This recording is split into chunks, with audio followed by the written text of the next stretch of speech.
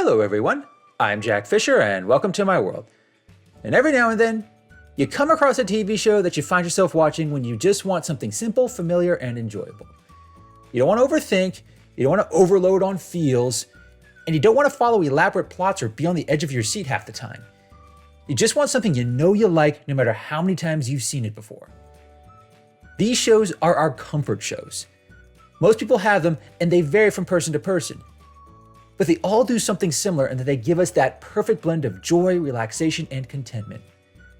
And for the past several years now, even before the COVID-19 pandemic, Bob's Burgers has been that show for me. I won't say it's my favorite show or the show I watch most frequently. I'll just say that whenever I'm feeling lethargic and don't have the energy to search for anything new, I often find myself turning to Bob's Burgers. I know I'm not the only one who sees the show in this light. Ever since the show achieved syndication, more and more people have been turning to Bob's Burgers as the show that just puts them in a better mood by being on. It rarely matters which episode is playing or which character is central to the plot. Simply having the show on has just the right impact. And the more that I've watched this show over the years, the more I realize why it works so well as a comfort show. I'll even go so far as to say that this is the kind of show we need in the pop culture landscape right now, and not just because it's a genuinely good show with genuinely good characters. I actually do remember when Bob's Burgers first debuted in 2011 on Fox. I honestly didn't know what to make of it at first. I liked it, but I didn't love it. I didn't know if this show would have the kind of staying power that other mainstays like The Simpsons and Family Guy would have. Over the years, many other shows have tried to have that kind of impact, but very few have even come close to succeeding. But even early on, Bob's Burgers was different. It was not the kind of show that tried to throw in a bunch of jokes with every other line. It also didn't try to be too meta, irreverent, or groundbreaking. Instead, it stood out by just daring to be more wholesome and genuine than most adult animated shows. That may not sound like a radical concept, but when you take a step back and compare it to other shows, you really start to appreciate what Bob's Burgers manages to achieve. For one, the Belcher family doesn't follow the standard formula from most sitcoms or animated shows. Bob Belcher, the father and patriarch of the family, is not a bumbling, idiotic jerk-ass like Homer Simpson or Al Bundy. In many cases, he's actually the voice of reason. He's the one who will point out when the antics of his wife, kids, and peers are weird, dumb, or counterproductive. In terms of TV dads, Bob Belcher is practically a unicorn just for not being an asshole. His wife, Linda Belcher, stands out just as much in that she's not a whiny, nagging killjoy. She's actually one of the most outgoing characters in the whole show, never hiding her love of singing, performing, and meeting new people. She can be a bit over the top, but that's exactly what makes her so lovable.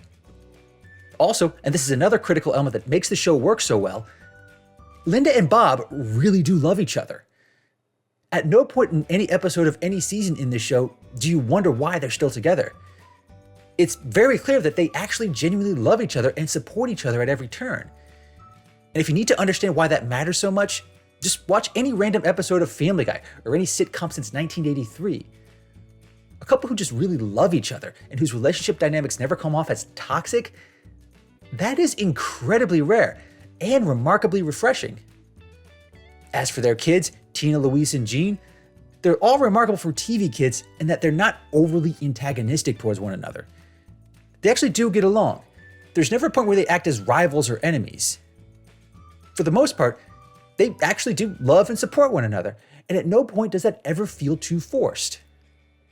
That ends up being vital in most episodes, because these kids do get into quite a bit of trouble, but it's more a product of them having these weird quirks and just being kids that put them in these strange situations, as opposed to them just making dumb decisions and doing everything possible to avoid the consequences of those decisions.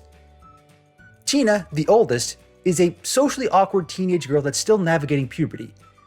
And Louise is a young, chaotic force of nature who doesn't mind manipulating others, but she does have minds that she will not cross.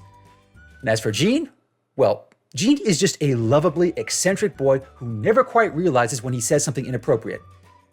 Also, full disclosure, Gene Belcher is my favorite character in the whole show, and he's a big reason why this show has become one of my personal favorites.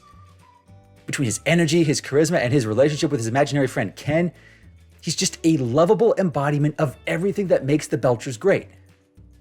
Beyond their family dynamics, These characters exist in a world where everyone is so eccentric in terms of personality.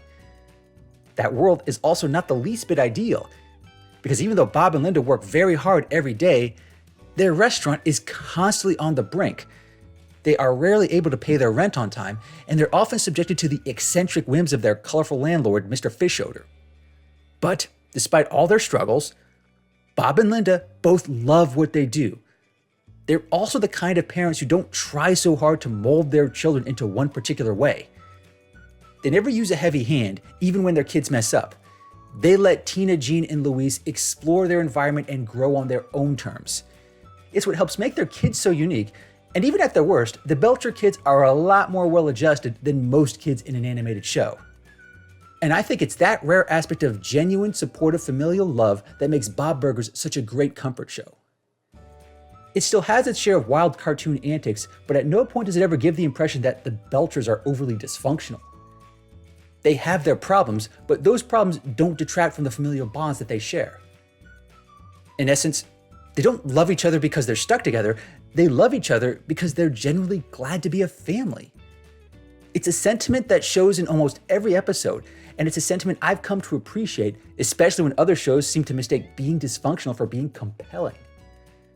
By the time Bob's Burgers entered its 6th season, I started tuning into it whenever I needed a comfort show. And whenever a new episode aired, I found myself prioritizing this show over others. Now, I don't mind missing a new episode of The Simpsons, but I do mind if I miss a new episode of Bob's Burgers. And with each passing season, I've grown to love the show more and more. I certainly have my favorite episodes, but at this point, Bob's Burgers has matured to a point where I know what to expect, and I can find something to enjoy with every episode. In the end, I feel like that this show is a lot like a good burger. It's not the most elaborate meal you can have for yourself, but it's delicious and satisfying in its own unique way. Thanks for watching, everyone, and thanks for joining me in my world.